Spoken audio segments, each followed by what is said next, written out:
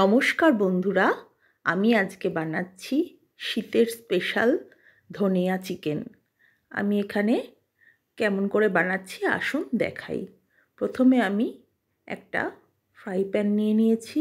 এর মধ্যে 1 টিস্পুন সাজিরে, 4-5টা এলাচ, দারচিনি, 4-5টা লবঙ্গ আর 4-5টা গোলমরিচ দিয়ে দিলাম। আর দিয়ে দিচ্ছি 1 টিস্পুন গোটা ধনে।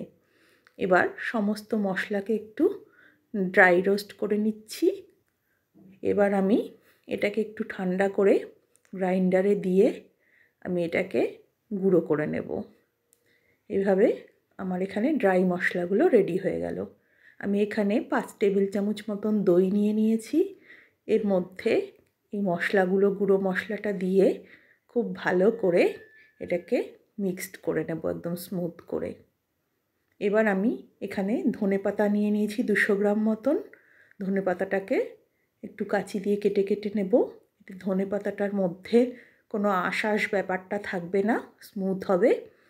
এর মধ্যে আমি 15-16টা মতন রসুনের কোয়া দিয়ে দিলাম, 1 ইঞ্চি মতন আদা দিয়ে দিলাম। এবার আমি এটাকে পেস্ট করে নিচ্ছি।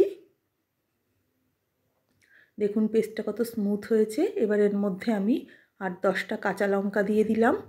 যে যেরকম ঝাল খেতে পছন্দ করবেন সেই অনুযায়ী কাঁচা লঙ্কা দেবেন।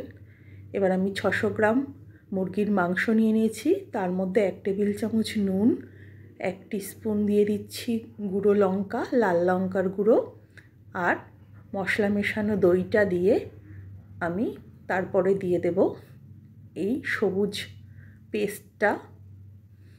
তারপরে আমি এটাকে হাতের সাহায্যে খুব ভালো করে একটু সময় নিয়ে মেখে নেব। সব পিসগুলোর মধ্যে যাতে সমস্ত মশলা ভালো করে মিশে যায়, এরকমভাবে এটাকে একটু ভালো করে সময় নিয়ে মেখে নেব। এবার এটাকে ঢাকা দিয়ে আমি 2 ঘন্টার জন্য ম্যারিনেট করে রেখে দেব। 2 ঘন্টা পর ম্যারিনেট হয়ে গেছে মাংস। এবার আমি একটা প্যান গরম করে তার মধ্যে 1 টেবিল চামচ হোয়াইট অয়েল আর 1 টেবিল চামচ ঘি নিয়ে নিচ্ছি। এবার তেলটা একটু গরম করে নিয়ে এর মধ্যে আমি ম্যারিনেট করে রাখা চিকেনটা দিয়ে দেব।